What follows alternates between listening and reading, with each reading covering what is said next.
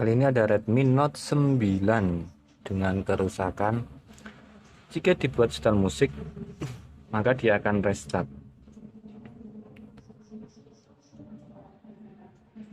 Kita masuk ke radio. Setel radio.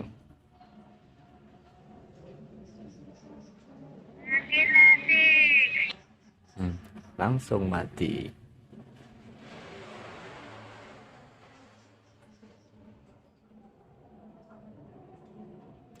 Jadi ceritanya gini, kalau untuk buat play musik, misal YouTube,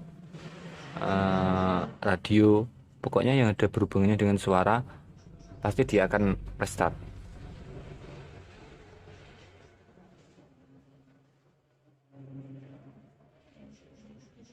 Nah, tapi kalau tidak digunakan untuk yang menyetel musik atau yang berbau suara, maka dia akan hidup normal. Oke, kita cek dulu di bagian baterainya, apakah dia drop atau tidak.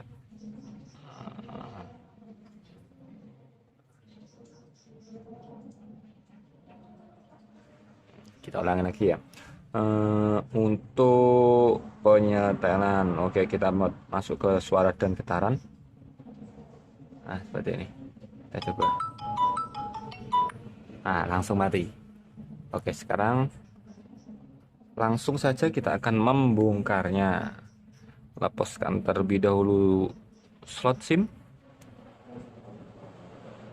Aduh.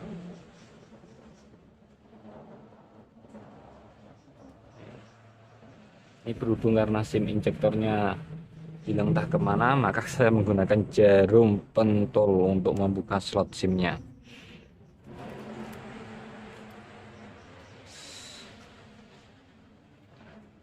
Kita amankan terlebih dahulu. Untuk membuka bagian backdoornya ini tergolong mudah. Untuk TP ini tidak memakai lem, tinggal kita congkel saja seperti ini menggunakan kuku kita. Aduh, ada agak sedikit keras.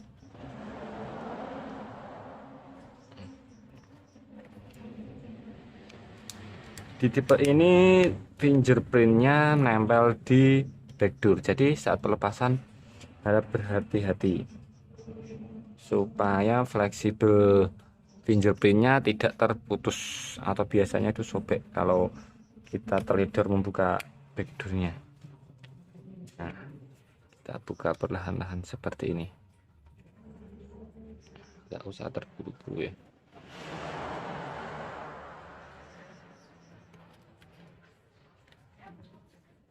Nah, ini masih nyangkut di bagian fingerprintnya. Oke, kita tekan begini.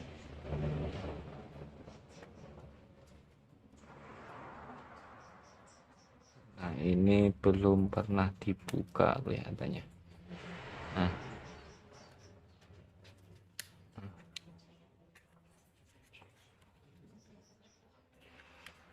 kalau belum pernah dibuka memang agak sedikit sulit, jadi kita harus ekstra hati-hati. Ini bagian di bagian fingerprintnya ini.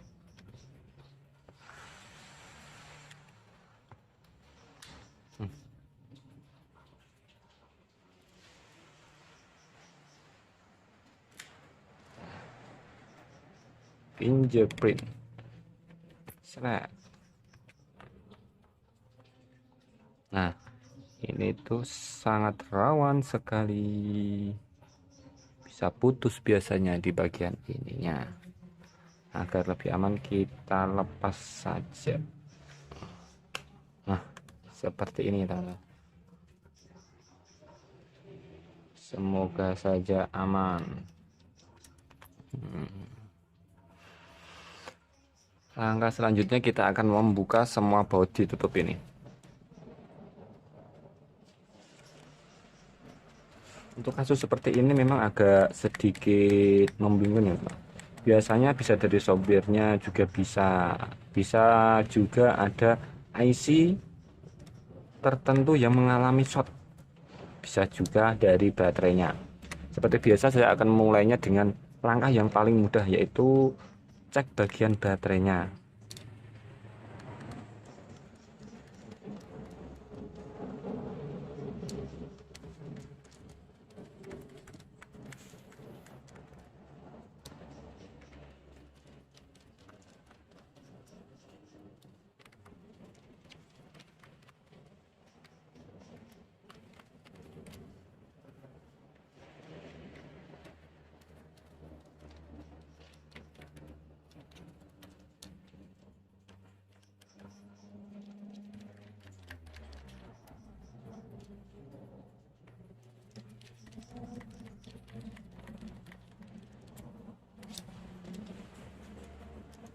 Oh, masih ada terlewati satu.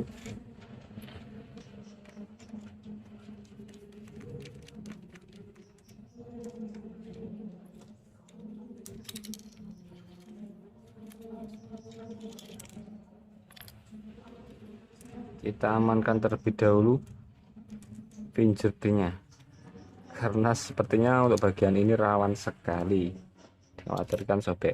Kita buka konektor baterainya, fleksibel LCD, ini fleksibel UI boardnya.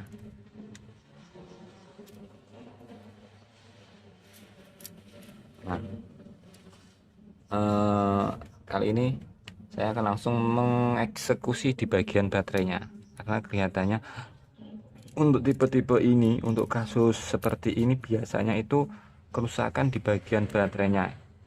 Sebelum melakukan penggantian, kita coba dulu untuk jumper bagian fuse di bagian baterai ini. Nah,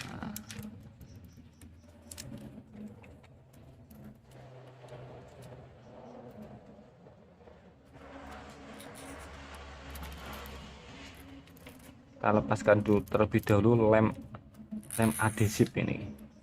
Biasa. Untuk HP-HP yang belum terlalu lama, lem di bagian ini masih lunak, jadi masih bisa dilepaskan seperti ini. Tapi untuk tipe-tipe yang sudah sangat lama sekali, biasanya lem adhesifnya ini itu sudah keras, jadi nggak bisa ditarik-tarik seperti ini.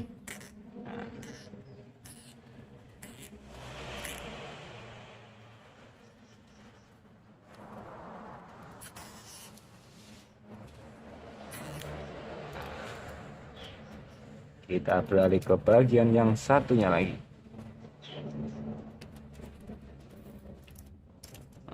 Untuk pelepasan baterai seperti ini harap berhati-hati ya teman-teman ya. Karena biasanya kalau kita menggunakan pinset dan terjadi amit-amit yang tidak diinginkan, tertusuk, itu biasanya akan terbakar di bagian baterainya dan bisa jadi ke HP-nya. Karena sudah sering terjadi ya kasus seperti itu, mencongkel baterai menggunakan benda tajam atau runcing, yang akhirnya terjadi hal-hal yang tidak diinginkan, HP-nya terbakar. Jadi harap hati-hati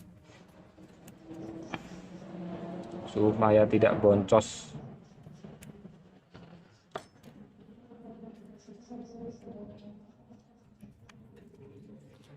Kalau putus begini saya biasanya menggunakan bantuan mika.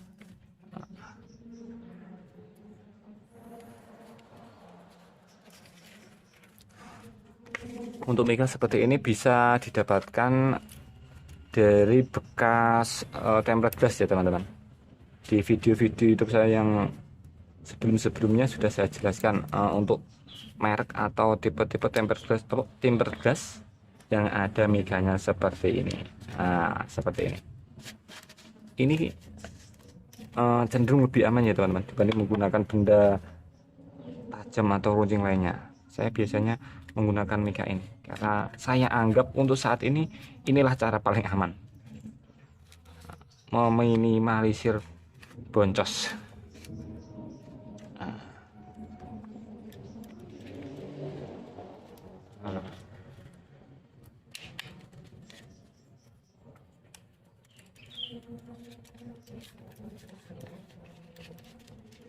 Nah, ini untuk bagian ini sangat hati-hati ya, dikhawatirkan untuk mikanya ini nanti kalau terpeleset bisa menyobek fleksibel ini.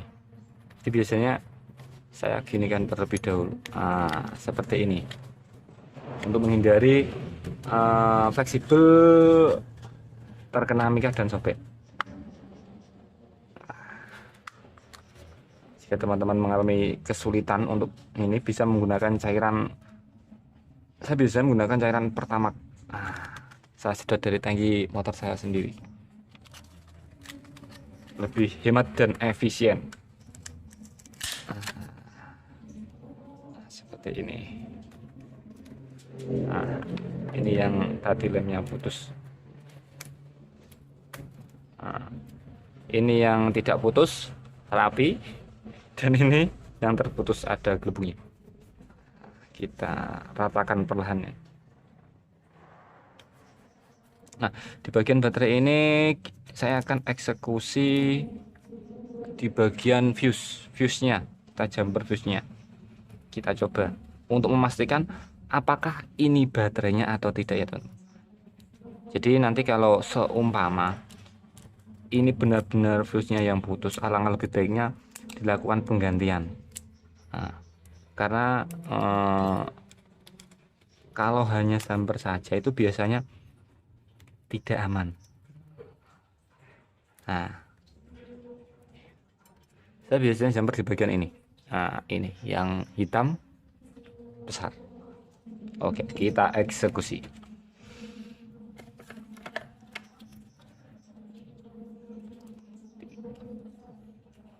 Dikasih tenor terlebih dahulu. Timah atau tenor. Nah, terserah teman-teman menyebutnya apa.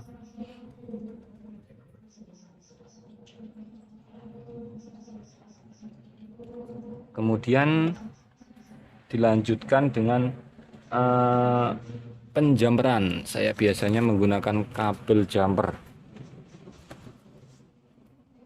Nah, kabel jumper seperti ini. Ini murah meriah dan penghasil cuan. Kita jumper dulu.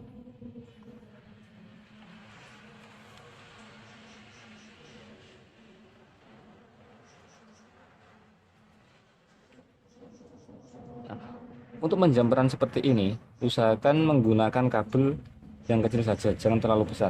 Jadi apabila nanti terjadi sesuatu yang tidak diinginkan, maka kabel ini akan terputus. Jadi meminimalisir hal-hal yang tidak diinginkan. Karena fungsinya ini tuh kalau fuse itu sekring ya. Jadi nanti kalau terjadi korsleting atau gimana itu tidak terjadi kebakaran.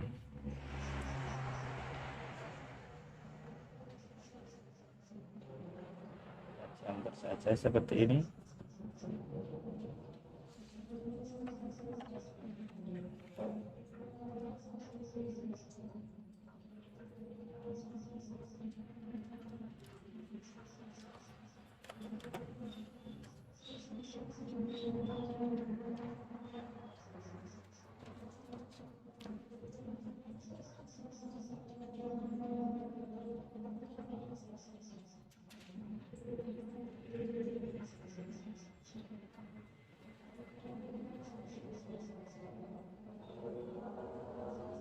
Pokoknya di jumper serapi mungkin ya teman, untuk hasil yang maksimal. Ini karena belum beli mata solder jadi tidak begitu rapi.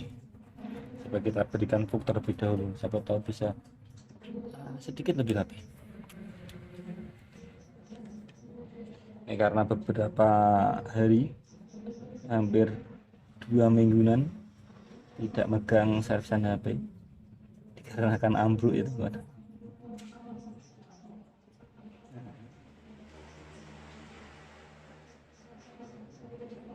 Oke, seperti ini, kurang lebihnya seperti ini. Nanti usahakan untuk penjempurannya ini dibuat serapi mungkin. Oke, kita coba lakukan pengetesan. Bismillahirrahmanirrahim.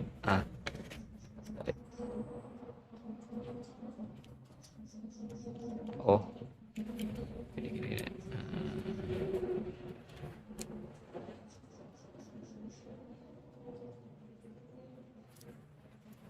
Fleksibelnya ini harusnya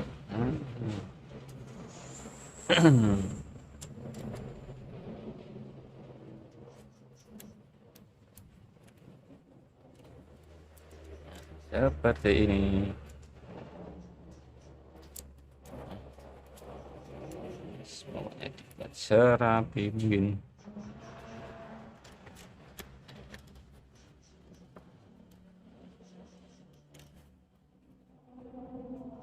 Kita pasang ini konektor LCD UI-bot ini yang menyambungkan konektor cas, buzzer, headset semuanya melalui kabel ini.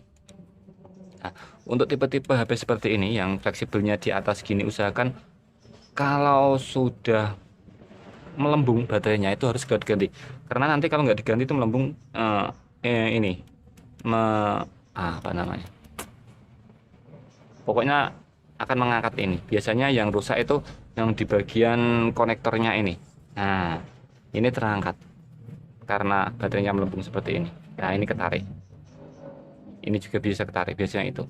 Nah, kalau sedang ganti ini agak sedikit repot ya teman-teman. Nggak bisa sehari. Soalnya kalau di tempat saya tidak ada yang mempunyai stok ini. Harus beli online dulu. 3-4 hari baru datang. Jadi kalau untuk tipe-tipe HP yang seperti ini, kalau sudah drop atau terasa melembung, kalau bahasa Jawanya melembung, itu harus segera diganti ya teman, untuk menghindari kerusakan yang lebih parah dan tentunya lebih lama lagi ya dalam penggantian ini. Soalnya spare partnya tidak ready stok. Kita coba seperti ini. Nah, karena ini tidak pakai soket, untuk menghidupkannya harus kita tekan terlebih dahulu sini, agar konektor antara konektor fleksibel ini dan di mesinnya itu nyambung. Kita coba.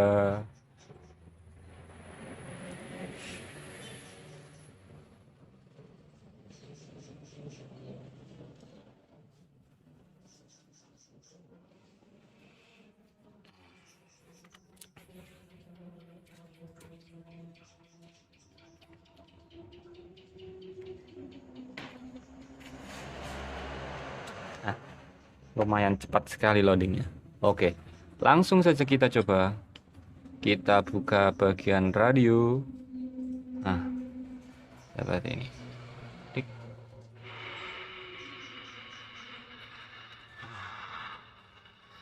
Aman ya? Aman. Kita matikan. Kita coba di pengaturan suara dan getaran. Nah, kita coba di sini.